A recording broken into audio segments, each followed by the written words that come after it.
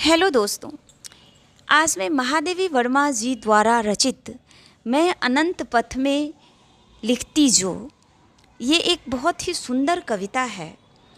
और इस पूरे वाक्य का जो मतलब है कि मैं अनंत मार्ग में लिखती हूँ।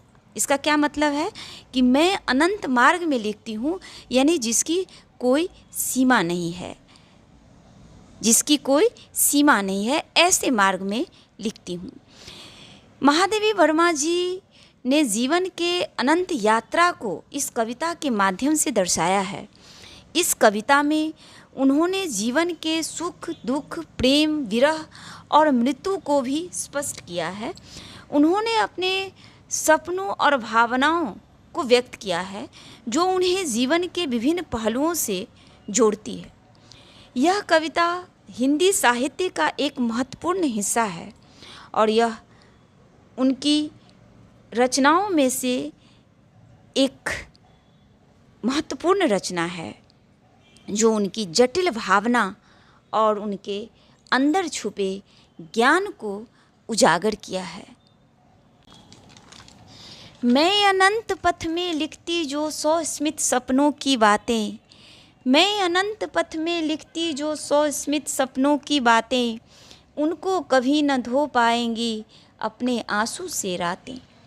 उड़ उड़ कर जो धूल करेगी, उड़ उड़ कर जो धूल करेगी, मेघों का नभ में अभिषेक, अमिट रहेगी उसके अंचल में मेरी पीड़ा की लेख।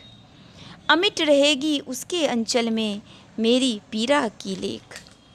तारों में प्रतिबिंबित हो मुस्काएगी अनंत आँखें, तारों में प्रतिबिंबित हो मुस्काएगी अनंत आँखें, होकर सीमाहीन शून्य में मंडराएंगी अभिलाषाएं, होकर सीमाहीन शून्य में मंडराएंगी अभिलाषाएं। वीणा होंगी मूक बजाने वाला होगा अंतर ध्यान, वीणा होगी मूक बजाने वाला होगा अंतर ध्यान। विस्मित के चरणों पर आकर लौटेंगे सौ निर्वाण। जब असीम से हो जाएगा, जब असीम से हो जाएगा मेरी लघु सीमा का मेल, जब असीम से हो जाएगा मेरी लघु सीमा का मेल, देखोगे तुम देव उमड़ता खेलेगी, उमड़ता खेलेगी मिटने का खेल।